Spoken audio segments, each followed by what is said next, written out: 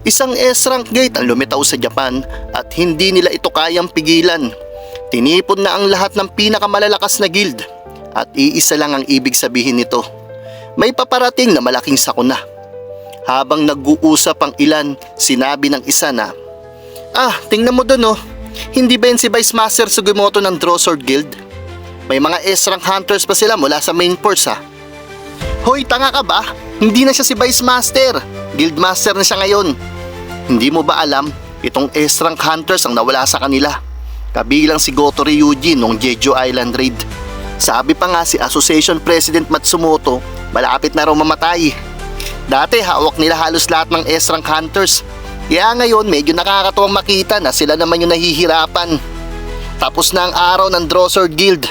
Kaya kung magsisikap tayo, kaya natin maging pinakamalakas na guild sa Japan. At saglit na tumigil ang mga S-rank hunters ng Draw Sword Guild at napatingin ito sa kanila. At sinabi ng isa na, hindi naman sila ganito kayabang dati. Pero ngayon wala na si Mr. Goto, nagsisimula na naman silang magtaas ng ulo. Mga oportunista. At sinabi pa ng isang miyembro na may kumakalat na balita, magme-merge daw ang Black Hole Guild at Snow Mountain Guild. Sa ngayon, 4 lang ang S-rank hunters ng dalawang guild na yun. Pareho nang sa atin. At sinabi ni Sugimoto na iniisip pa talaga nila na magiging top guild sila sa Japan dahil lang sa pagsasanib. Nakakatawa. Anong pinagkaiba nun? Mahihina naman sila at kulang sa lakas. At lumipat ang eksena sa pag-uusap ng Hunter Association ng Japan at ng iba't ibang opisyal. Sinabi ng isang opisyal habang galit na galit, bakit walang aksyon ng Hunter Association? Isang S-rank gate ang lumitaw sa gitna ng Tokyo. Bakit wala pa rin kayong plano? Sabihin nyo sa amin ang totoo. Anong mangyayari kung magkakaroon ng dungeon break? At sumagot si Matsumoto, chairman ng Association ng Japan. Ang mga S-rank hunters, hindi sapat para talunin ng isang S-rank dungeon. Maliban na lang kung tatawag tayo ng mga national level hunters. At nagsalita ang isa pang opisyal. Chongli, huwag ka nang magtanong ng obvious. Tinipon na natin dito ang mga guild master ng malalaking guild. Kung nakita mo ang nangyari sa Jeju Island, dapat kaya mo nang hulaan ang magiging resulta. At nagsalita ang isa na, marami na tayong sinasabing negatibo, pero may plano na ba talaga tayo? Paano kung humingi na lang tayo ng tulong kay Thomas Andre? At sinabi ng isa na, sa tingin mo ba may natitira pa tayong pondo para kumuha ng taong tulad ni Thomas? At dahil sa biglaang pagdami ng mga gate, bawat bansa ngayon kumukuha na ng mga mercenary hunters mula sa ibang bansa. Kaya wala na rin maitutulong ang iba. At nagsalita ang isa pa na, ilang hunter kaya sa buong mundo ang gugusting tumulong sa pag-clear ng ganitong klaseng gate? At sumagot nga si Sugimoto na, may isang hunter na handang tumulong kung babayaran siya. Isang barrier expert, si Yuri Orlov, at pinag-iisipan namin na kunin siya. Lumipat ang eksena kay Song Jinwoo. Habang pauwi, nagmamaneho ng sasakyan. Sa kanyang isipan, sinabi niya na, level 101 na ako. Sa level 100, nakuha ko ang susi ng Cartenon Temple. At ngayong level 101 ako, lahat ng job skills ko nag-level up. Excited na ako makita kung anong mangyayari sa level 102. Pagkatapos ay dumating siya sa parking ng opisina ng kanilang guild. At sa kanyang isipan, napasabi siya na, okay lang kaya si Jinho na magtrabaho mag-isa? Maganda na motivated ang Vice Guild Master. Pero mas mabuti pa rin kung kukuha kami ng empleyado. At biglang napahinto si Jinwoo. At napansin nga niya si Cha Hae-en. Napansin din ni Cha Hae-en na nakita siya ni Jinwoo. At dali-dali siyang tumalikod at agad na umalis. Ngunit sa isang iglap, nasa tabi na niya si Jinwoo. Nagulat si Cha Hae-en at nagsalita naman si Jinwoo na, bakit ka tumatakbo matapos mo ako makita? Kung tatakbo ka rin lang, bakit ka pa pumunta sa opisina ko? At bagyang tinuro ni Cha Hae-en ang parking lot. Andun yung kotse ko eh. At saglit na natahimik itong si Jinwoo. At sa kanyang isipan napasabi siya na hindi niya magamit ang sasakyan niya dahil ginamit namin ang shadow exchange nung nakaraan. At muling nagsalita si Cha Hae-en na, pwede ba kitang makausap sandali? At kasabay nito, sunod-sunod na pumasok sa isip ni Cha Hae-en ang mga gusto niyang sabihin. Ano yung larawan na kasama mo si Yuso yun? Akala ko bagong empleyado lang siya. Bakit ako hindi pumasa pero siya oo? Mas mataas ang S-rank kaysa sa A-rank ha. May relasyon ba kayo? Ngunit bigla niyang pinutol ang sarili at sinabi nito na, "Actually, may ipinapasabi si Hunter Min Byung-gu sa'yo tungkol sa kapangyarihan mo." Nanlaki ang mata ni Jinwoo at sabay sinabi na, "Teka, doon na lang natin pag-usapan yan sa mas pribadong lugar."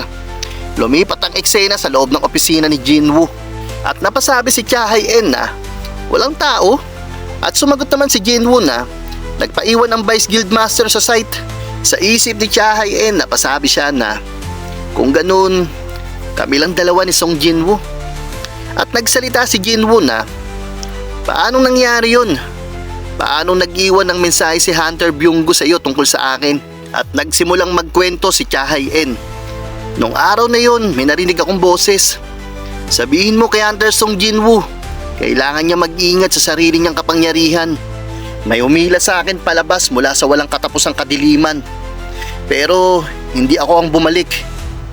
May nagmamay-ari ng katawan ko. May kamalayan, may kalooban. Pero para ako naging sunod-sunuran.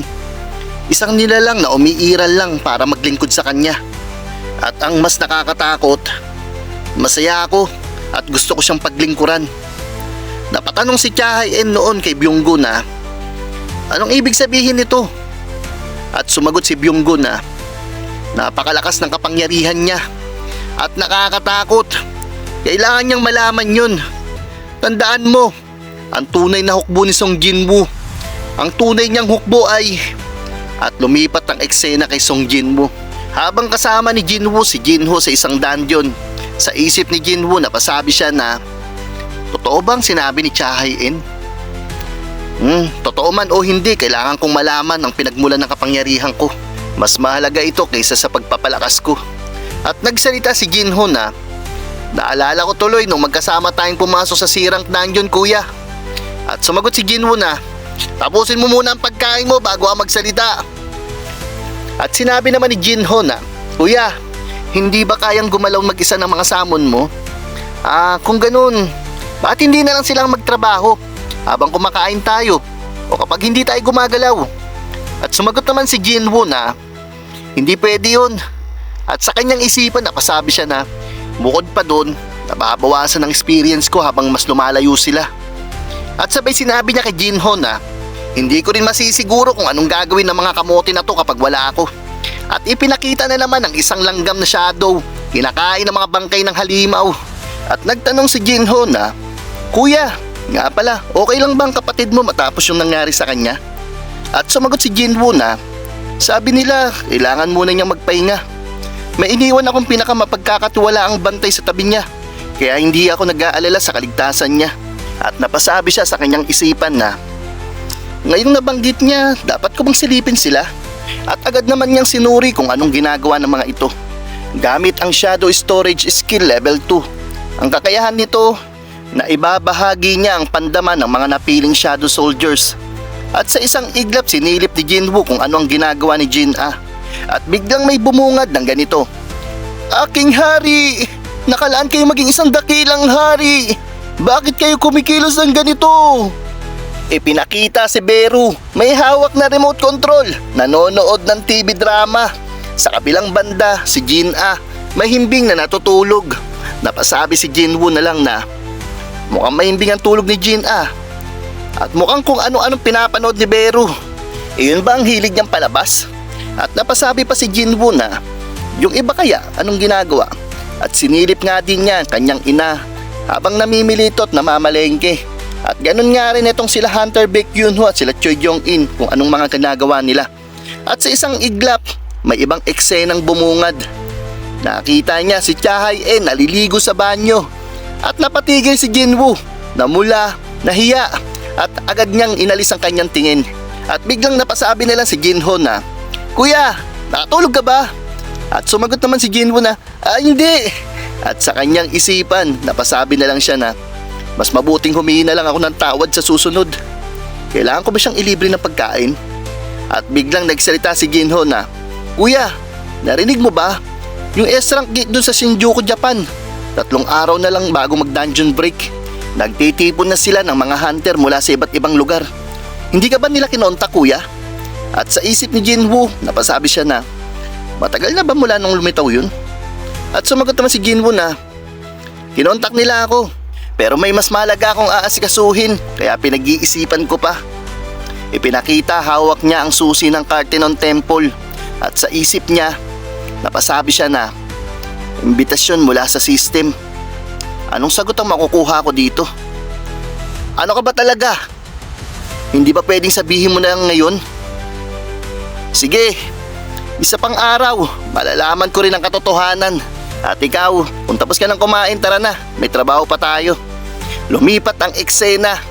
Ako si Yuri Orlov. Tulad ng alam ninyo, kilala ako bilang pinakamahusay na support type hunter. Nabasa ko ang ulat na ipinasa ng Drossord Guild. Magandang desisyon ang paglikas ng mga sibilyan. Pero totoo ba na dahil sa kakulangan ng tao, 6 lang na S-rank hunters ang may papadala ng Japan? At sumagot naman si Sugimoto na, oo, para maasikaso ang lahat ng A-rank gate sa Japan, kailangan namin mag-iwan ng tig-iisang S-rank hunter sa bawat guild. Ang guild namin ay mag-iiwan din ng isa. At kaming 3 ang pupunta para tumulong. At sumagot si Orlov na, Hindi, nakakaawa naman yan. Paano nyo po protektahan ang bansa ninyo sa ganyang paraan? Sige, ganito, 3.6 billion kada taon o 10 milyong dolyar kada araw. Kunin nyo ako at pipigilan ko ang gate hanggat gusto nyo. At ayun nga mga lord, sa Japan isang S-rank gate ang lumitaw at habang papalapit ang dungeon break, isang tanong ang bumabalot sa lahat. May makakapigil ba sa sakunang ito? Isang pangalan ang lumitaw, si Yuri Orlov, ang pinakamalakas na support type hunter. Pero sapat ba ang kanyang kapangyarihan para pigilan ang isang S-rank gate? At sa parehong oras, si Song Jinwoo ay papasok na sa Cartenon Temple muli para harapin ang Panginoon ng Templo at tuklasin ang katotohanan. At ayun din mga lods, gusto nyo na ba mag-daily uploads tayo? Kung ganon, abangan sa susunod na episode ng Solo Leveling Season 3 Manhwa Review dito lang sa Anime Kwento Hub, kung saan ang paborito mong anime ay kinukwento ng malinaw sa Tagalog.